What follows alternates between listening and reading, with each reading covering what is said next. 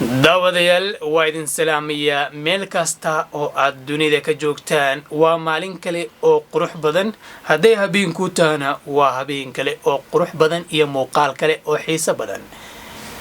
waxaan ahay boqorka dhiirigelinta halka iga daawataana waa Saciid Digaleer fadlan haddii aad channelka ku cusub tihiin subscribe dhac isaga siiya haddii aadan ku cusbayn asxaabtiina la wadaago iska share gareey muuqaalka de waa bilaash lacag maahan de boqorkuna maalmahan korayo isaga sii socdaayo waatan idin sheego de madaxweynaha inuu isla soo sawiro laba talaako ayaa kaga dhiman laba talaako hada laba talaabo wax weyn maahan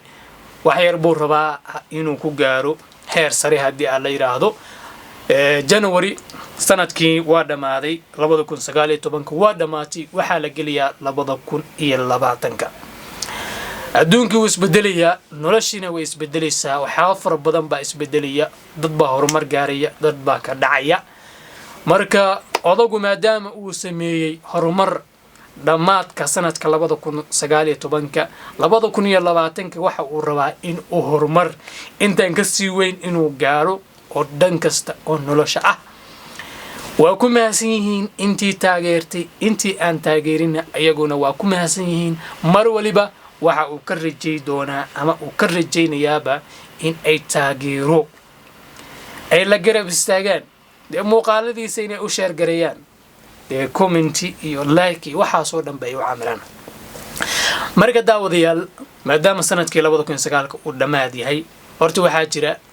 jadwal cusub oo channelkan aad kala socon doontaan waxa tiro badan oo kala socon doontaan haddii aan la yiraahdo marka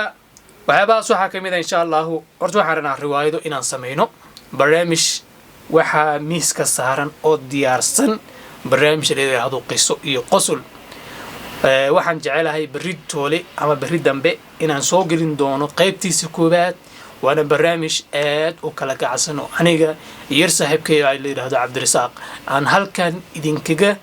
daadihin doono oo aad la socon doontaan toddobaadkiiba 3 jeer ama wax ka badan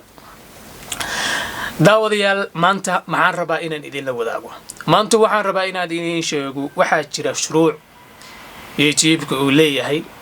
loogu talagalay ama siyaasad aan iraahdo loogu talagalay in lagu hago dadka isticmaala YouTube-ka kuwa daawadayaasha iyo kuwa hal abuurada ah ee wax soo geliya sideyda oo kale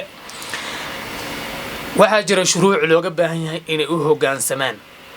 waxaan rabaa inaan ka sameeyo shuruucdaasi iyo sharciyada waxaaba tiro badan oo ah aqoon kororsi inaad ka faa'iidaan hadda maalin kasta inaad hortiina soo fariistay aan waxyaabo kale idinkaga sheekeeyo de ma mar waliba ma anfacayso waa inaan idin la wadaaga dhanka aqoonta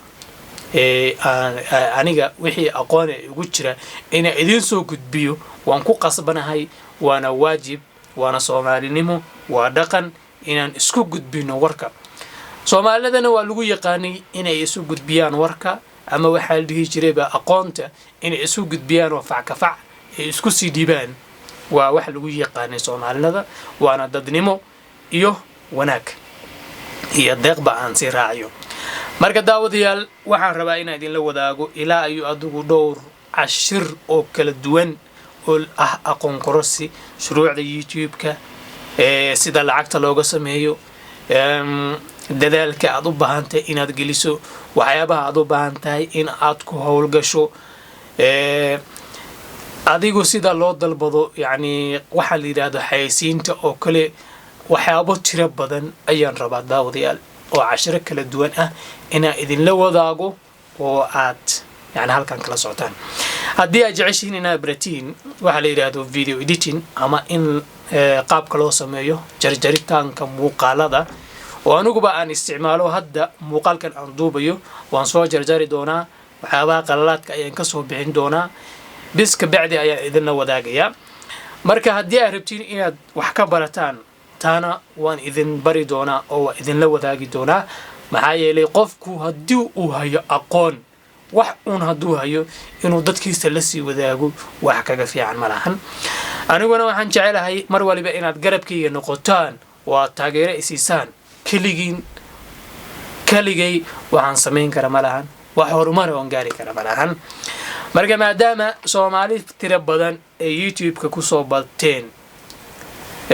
dhalinyaro fara badan ay bateen una noqday maalmaha shaqo abuur u noqday oo dad fara badan ay ilma ka biishaan amaba aan dhaho noloshooda ka maareystaan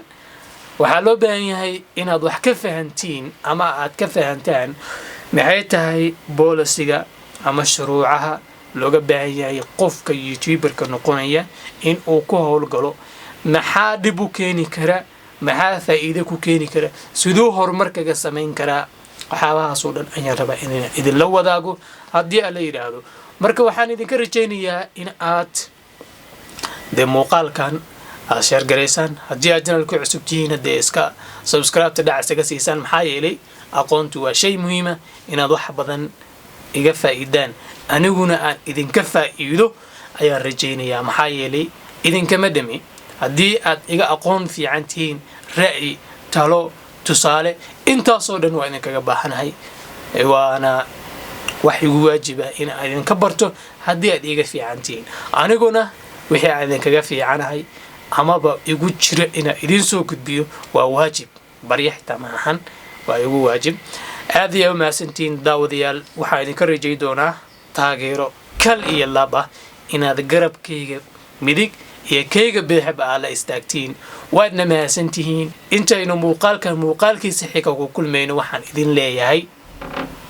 dee waqtigaas ayaa noo balana